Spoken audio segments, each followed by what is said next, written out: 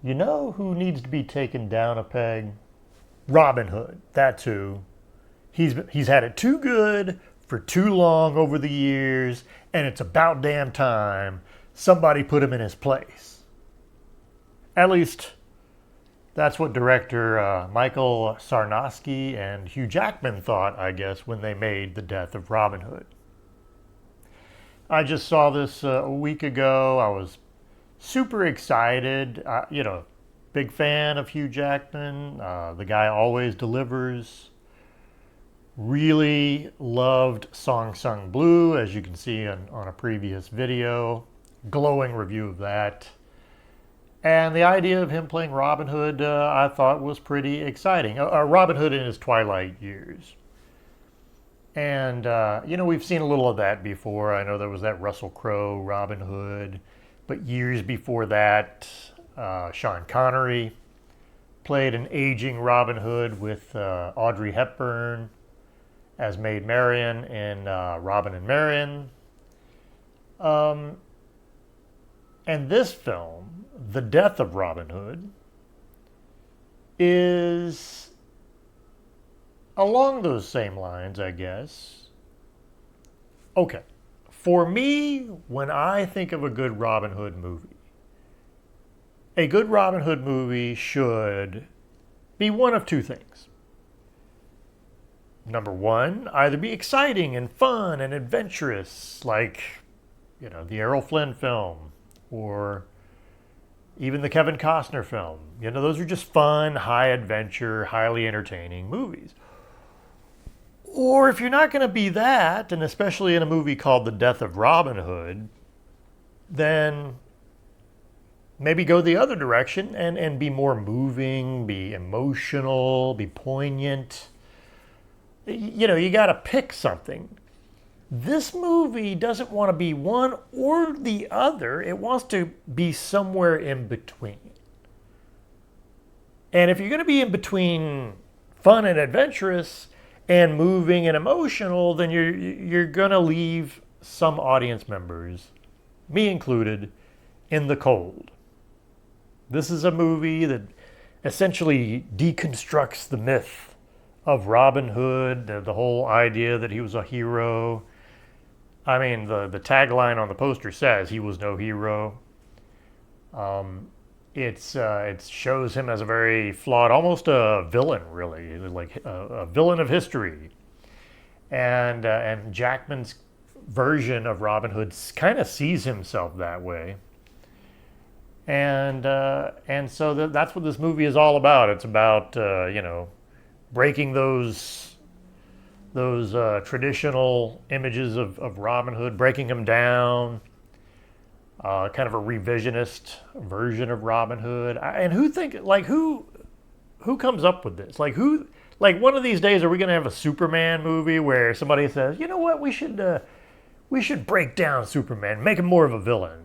I mean, this is crazy. But anyway, this seems to be what a lot of filmmakers, particularly younger filmmakers, this is what they're into. I don't know if they have some personal issue with heroes that they read about or watched when they were children. I don't know. Who knows why they do this? But yes, this movie falls somewhere in between. It doesn't want you to cry at the end of the movie, or it doesn't want you to cry during moments where maybe something sad happens. But it doesn't want you to have any fun either. So I don't really know what the purpose of that is. I can tell you this. Robin Hood is in the twilight of his years. He is bitter. He's visited by an old friend, one of his old companions, played by Bill Skarsgård, and he's wounded very badly, and so he's transported to this priory that's led by the nun, nun played by Jodie Comer. And I will say this: the first part of the movie. Features some great fight scenes, and the fight scenes are pretty brutally done and well done.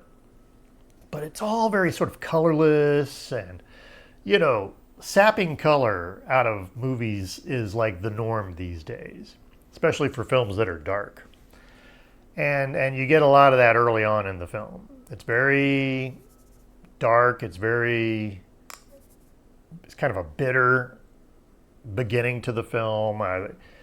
Robin Hood does something actually pretty shocking early in the film that we're all supposed to be, oh my goodness, But this is how you establish a much darker version of a character that we've all come to recognize as the leader of his merry men. This Robin Hood is not merry, right? I will say, when the movie transfers over to the Priory and the Jodie Comer scenes, there's a lot more brightness to the film, a little more color to the film. And this is really, in my opinion, where the best part of the film is. And thankfully, most of the film is in the Priory. But for me, there's 3 scenes that are meant to be emotional. One scene works. One scene I think works very well emotionally, and it does move me quite a bit. I'm trying not to give anything away. So the other 2 scenes that I think are meant to be moving just left me kind of flat. I wanted to be moved more. I wanted a little more emotion. I even sensed, this is going to be an emotional scene, and it didn't end up being emotional. And the reason it didn't end up being emotional is the director and the writers decided to just talk their way out of it. I mean, both scenes that I'm thinking of, it's a lot of dialogue throughout the scene to the point where they just killed any emotional moment I would have had. And they just talked their way out of it. That's just all I can tell you. And I like subtlety, especially in emotional moments. I don't like to be overly manipulated. That's why a lot of Steven Spielberg movies I actually can't take that are trying to be emotional. This one's too subtle. It's like Sarnowski. I kind of joked that he didn't intend for us to be moved. I think maybe he did intend for us to be moved, but the fact is he's so subtle with his direction, and the writing. They just had to have characters yak and yak and yak throughout these scenes. It just killed all emotions dead. And that's unfortunate, because I want to feel something by the end of this film.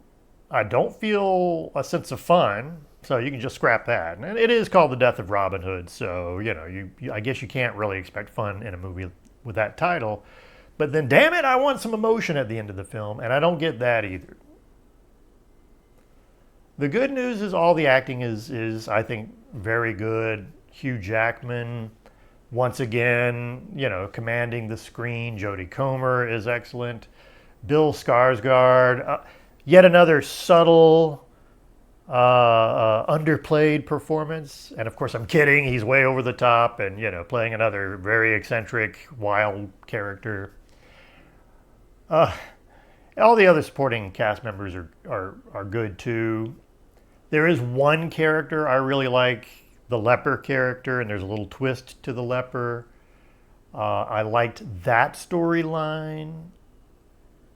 And I must say, in a world where we're just accustomed to so much CGI and fake backgrounds, fake sets, fake animals, and fake, fighting and arrows and, bow and arrows that look fake. Everything looks pretty real in this movie. I think there's one moment with an animal that might have been CGI, but they were so subtle with it that if it was CGI, it was hard to tell for sure.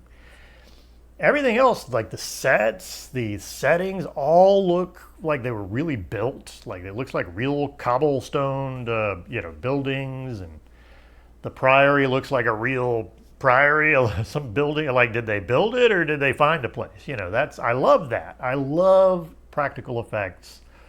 The music's very good. There's a lot of Irish flavor to the music, which I love. The atmosphere is there. I mean, I don't like the colorless look. It's just something I guess I have to get accustomed to. But but yeah, overall the mood, the atmosphere, the mood was well done. Those are the positives. But I mentioned the negatives, right? I gotta feel something by the end of the movie. Instead, I'm left cold. I'm left. Yeah, I did leave the theater wondering how I felt. Sometimes that can be a good thing. I think most of the time, though, that's not a good thing. Most of the time, if I leave the theater not knowing how I felt about a movie, the bad news is that movie is probably not going to be memorable, say, a year from now.